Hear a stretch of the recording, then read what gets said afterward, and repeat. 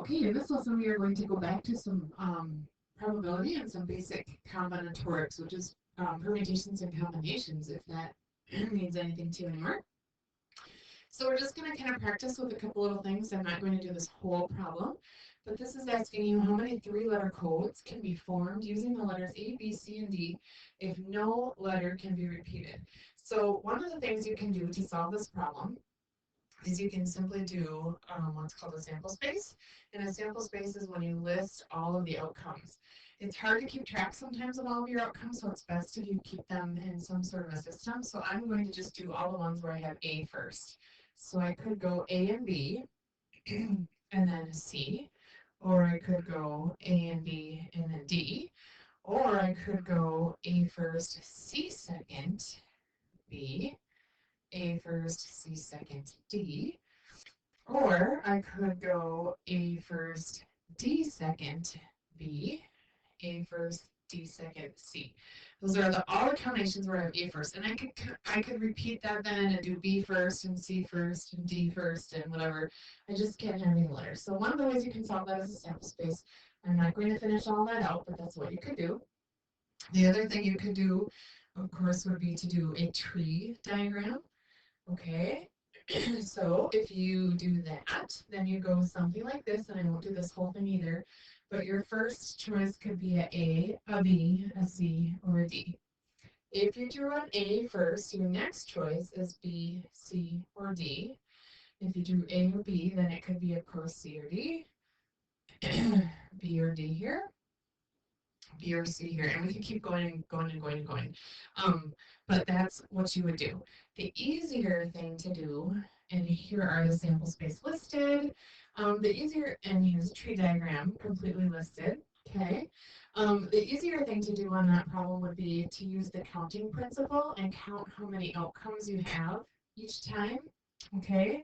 So I'm going to go back to that and realize that the first letter that I draw could be an A, a B, or C, or a D. I'm actually going to show you this with a tree diagram. The first letter that I draw could be an A, a B, a C, or a D. So I have 4 choices, okay? After that, I've already used one of the letters. So the next time, I have 3 choices. And the next time, I only have 2 letters left, so I have 2 choices. And if I take 4 times 3 times 2, that gives me 12 times 2, which is 24 choices to do that, okay? That's the easiest thing to do, is to use what's called the counting principle, which is what this box is telling you in a big fancy notation, okay? All right, so here we go. A couple of examples where we just kind of follow this basic counting principle here. This is talking about a license plate that has 4 letters followed by 3 numbers, okay? So 4 letters. I'm just going to fill in the spots here, followed by 3 numbers. There's no restrictions on the letters or digits that can be used. So in this case, you can repeat anything. You can use 0. You can use 0 at the beginning. You can use vowels. You can use whatever. There's no restrictions. Okay. So I have 26 choices for a letter here, 26 choices here, 26 choices here, 26 choices here. And then my digits, there's actually 10 choices because remember it starts at the number 0. So 10 choices, 10 choices. And of course, what you're going to do is you're going to multiply all of those. You are going to get a big honking number, which is 456,976,000. If you have repeats, what has to happen is you have 26 letters the first time, but then you use one, and then you only have 25, and then 24, and then 23, and then you jump to your numbers, so you have 10 choices, and then 9, and then 8. And when you multiply all of that out, you have many less license plates than are possible. 258,336,000. Okay.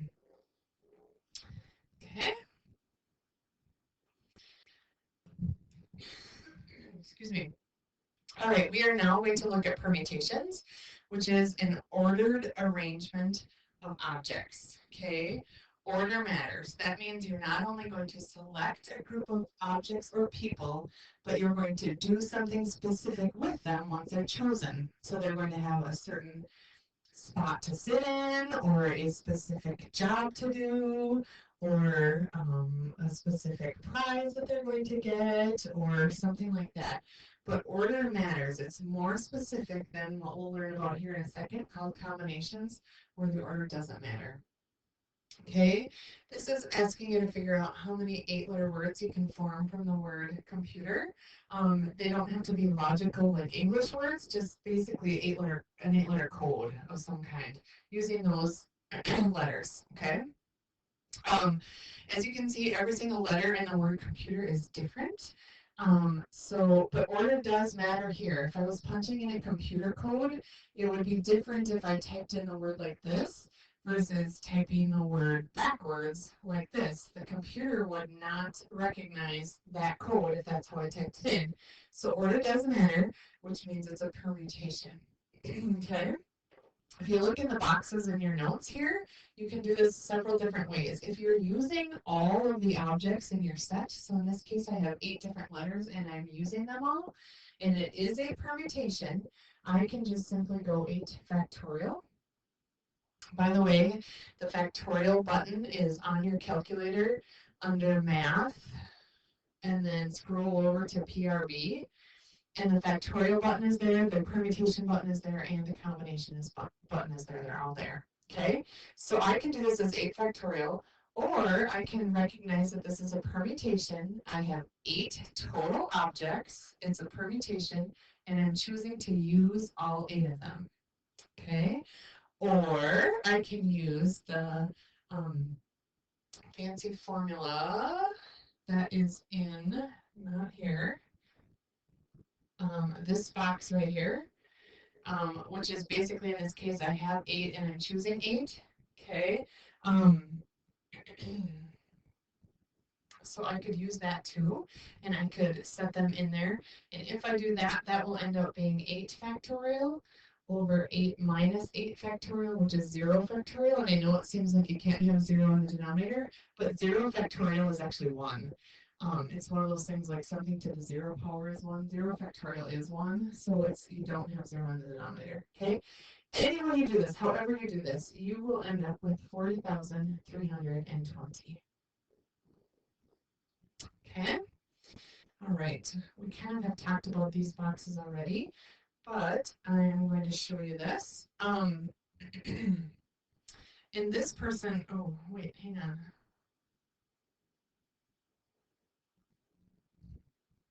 Okay.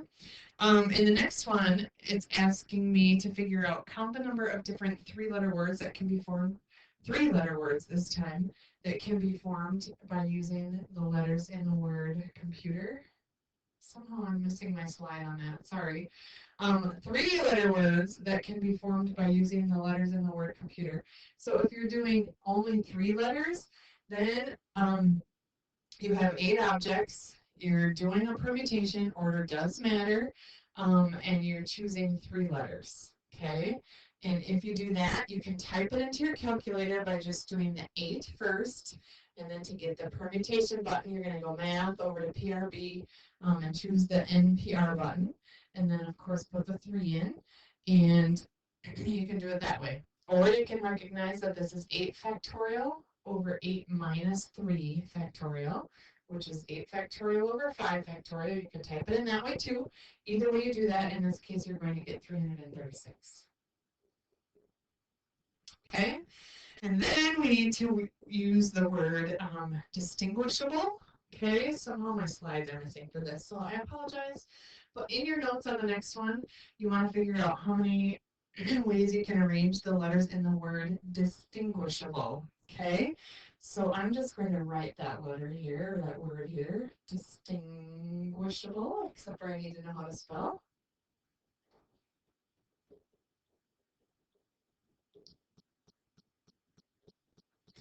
The problem with the word distinguishable is that there are repeated letters in there. So when you have repeated letters, you need to take that into account. And so when you have repeated letters in there, this is what you do. There are 15 letters in the word distinguishable. So I'm going to put 15 factorial on the top for the total number of letters. And then I need to count which letters repeat, okay? So you can see that I have 1, 2, 3 I's. So because there's 3 of them, I need to do 3 factorial on the bottom. I can see that there are 2 S's. That's another repeated letter. So I need to do 2 factorial on the bottom for my S's. And then I only have 1 D and 1 T and 1 N and 1 G and 1 U and H and A and B and L and E. So none of the other letters repeat. Okay, so you're simply going to type this in like this. The problem is you need to put the denominator in parentheses when you're going to do this, or your calculator won't spit out the right answer. When your calculator spits out the answer, if it's a really big or a really small number, it might type it in scientific notation. And this happens in this case. You are going to get 1.08, and you can check this, 97 times 10 to the 11th. This will show up on your calculator as E11 at the end. Okay, and what that E11 means, it's shortcut for scientific notation, meaning 10 to the 11th power. Okay, so that's your answer to how many ways can you arrange the letters in the word distinguishable. Okay, then of course we talked about that. We have combinations also. Combinations are where order doesn't matter, where you're just simply going to grab a group of objects and not do anything more specific with them. So, like, you're going to grab people and they're all going to do the same job. Or you're going to assign people all the same prize, or you're going to have them answer all the same question or the same questionnaire or something like that. Those are combinations. You're going to choose people or objects to do something, but you're not going to do anything specific with them. So in these next couple of examples, some of them are permutations and some of them are combinations, and the hardest part sometimes is to figure out which one is which. So in this case, it's how many 10-person committees can be formed from a group of 20 people, okay? So I have 20 people. I'm somehow going to choose 10. If order matters, it's a permutation in the middle. If order doesn't matter, it's a combination in the middle. In this case, all I'm saying is I need 10 people to be on a committee. I don't say that I need to choose a president and a secretary and a treasurer and whatever. I am not signing specific jobs. If I was doing that, it would be a permutation. Here I'm saying they just need to be on a committee, so it's a combination. And then you're going to go to your calculator, you'll put the 20 in first, and then math, over to PRB, hit this NCR button, and then put the 10 in, and then go ahead and hit equals. You can practice it, hit pause and practice it. You should get 184,756. Okay, in the next one, how many ways can the top 3 places in a race be awarded if there are 20 contestants? So now you have 20 contestants, and you're going to award 3 places, and I want you to think about the Olympics. Do you think that people care whether they get a gold medal or a silver medal? I think they do. So order matters, okay, which means that this is a permutation rather than a combination. If they were all getting the same prize, they were each getting $1,000 no matter if they were in first place or third place, that would mean it could be a combination, but in here it matters if you get first place, second, or third place. So it is a permutation. When you type that into your calculator, you should get 6,840. And lastly, we're talking about a pizzeria. They have 10 different toppings that can be placed onto a pizza, and you are going to make a 3-topping pizza.